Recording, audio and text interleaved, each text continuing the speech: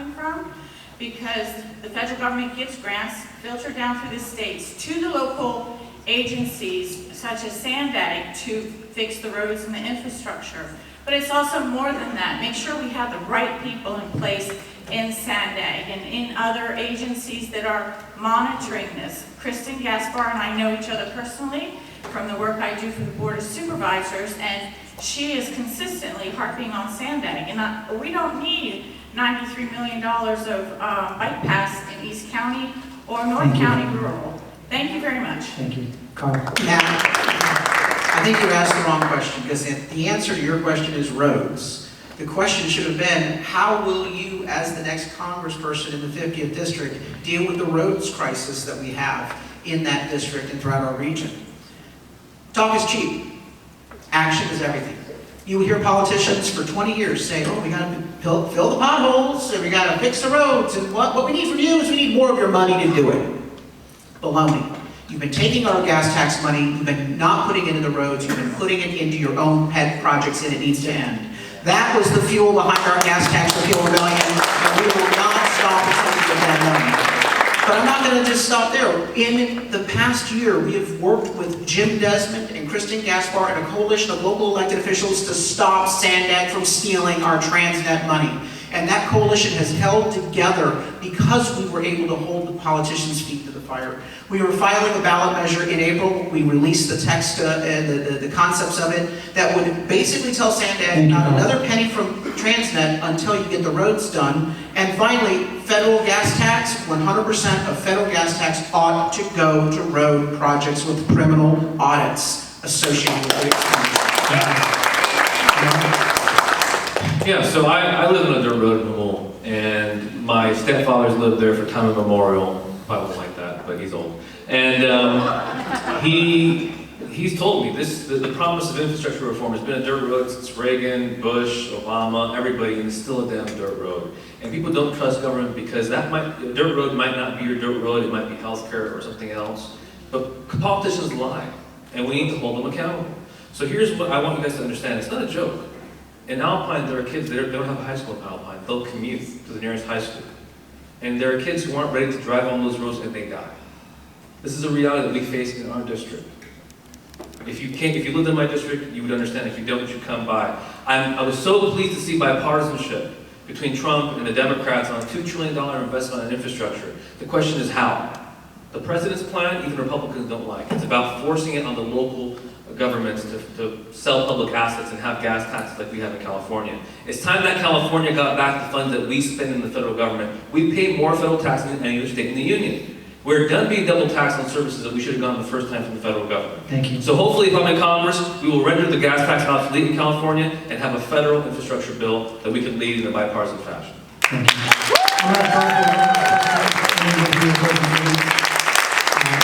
Jobs in the economy. There's a big opportunity to push for more economic diversification in the district, starting with a stronger tech presence along Interstate 15. How would you specifically boost jobs in the district, and which industries do you think have the greatest potential in the district? Amar. Yeah, so when I was at the U.S. Department of Labor, on my last day there, I wrote President Trump a memo. I do work with the president when I can. I want to do jobs and infrastructure and trade. It's not all bad, but a broken clock's right twice a day, so even Democrats might be good for you Republicans, right? I might be one of those people, so give me a shot. I told the president there's a program that sounds like his TV show. It's called Apprenticeship. Why don't you do what you always do? Take something that already exists and put your name on it and make it great again. Invest in apprenticeship programs, vocational training to help build these houses that you're going to be selling to your clients. That's what we could do. It's an alternative to college. It's college without the debt. The average apprentice makes $70,000 a year. The average person in my district makes less than $30,000 a year. So if you want to fix the housing crisis and the affordability problem, give people $70,000 a year. Earn while they learn. All of a sudden they can afford the market price of housing, healthcare, and education. That's how we solve this problem. There's 7 million job vacancies in this country. There's 6.2 million people looking for work. There's more jobs than people looking for work. They're not all good jobs, but some of them pay a really good wage. You can earn and learn in this country. We can rebuild our middle class and get people moving again on the economy.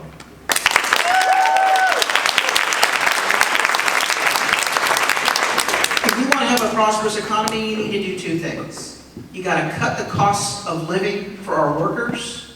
You got to cut the cost of operating for our businesses. cut the cost of living for our workers, they can enjoy life better, and it's more affordable to run a business in California.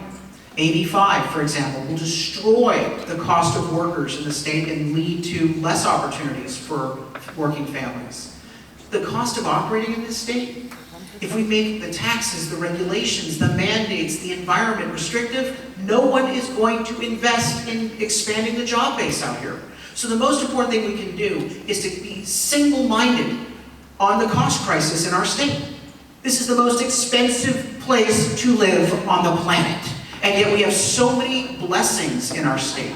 We've done this to ourselves. Imagine what California can be with our beautiful environment, with our wonderful educated workforce, if we just got the hell out of the way.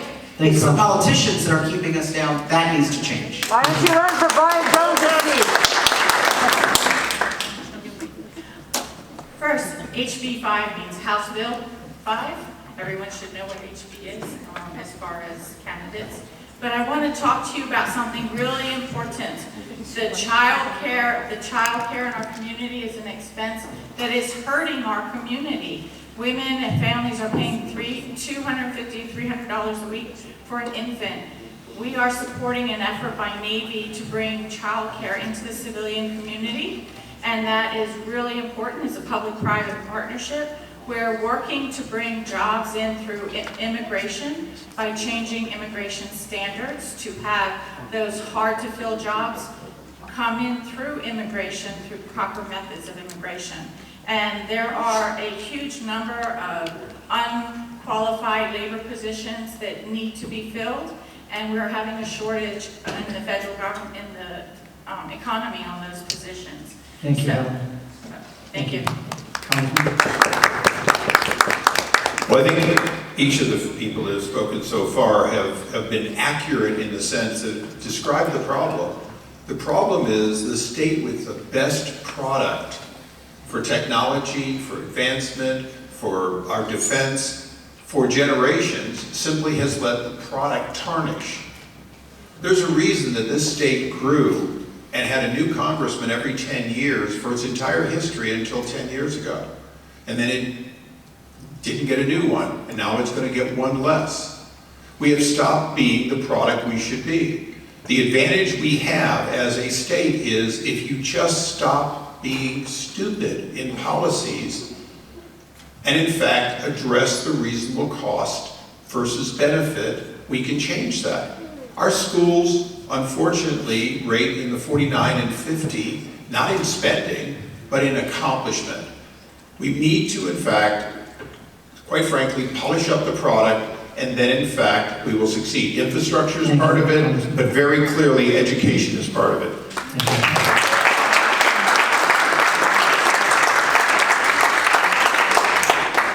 Jobs and economy and small business has kind of been my legislative expertise since I've been in the state legislature. Of my 26 bills that have been passed with Democrat-controlled Assembly and Democrat-controlled Senate and signed by 2 different Democrat governors, most of my bills deal with small business regulatory reform to help small businesses succeed and stay in California. Because I know that small businesses are the key linchpin to our economy in California, and most of you are a small business. And one of the things that we need to do is help you succeed by getting the government out of your way in the lending principles of the real estate economy, getting the government out of the way of building in the real estate economy, getting government to approve projects faster so you can get your stuff built faster and sold faster and get the return on your investment faster. So those are all things that we can work on together to help happen. And I'm really excited about going to Congress and being in Washington, D.C. so I can serve on the committees that are going to help our biocom industry here in San Diego, which is one of the best economies in the country, and the blue economy down on the Bay. Thank you. Thank you. Can you repeat the question for me? I got lost in translation by the time it got to me. Yeah. How would you boost jobs in the district, and which industries do you think have the greatest potential in the district? Okay, so this is where I'm probably going to lose the one person that's following me right now. You've probably all heard of this guy's name is Andrew Yang, the Yang Gang. It's called Math People, and I am behind the universal basic income, and it is attached again to the only initiative that I'm looking to push, which is a universal civilian service program.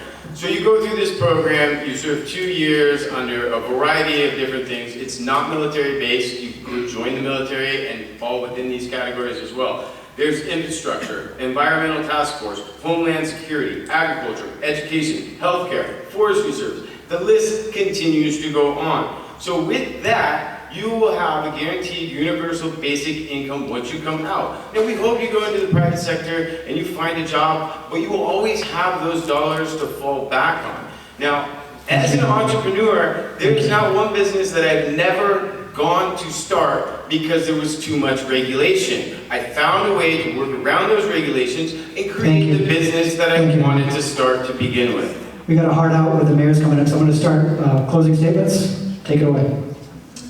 Well, I get to keep speaking. Great. I thank everybody here. Again, I am not a career politician, a career candidate. I'm up here because I have one goal in mind, and that is to end homelessness in America and help break the divides that every one of you seem to have and every one of us on this stage seems to have with each other. It is a crazy time in the world.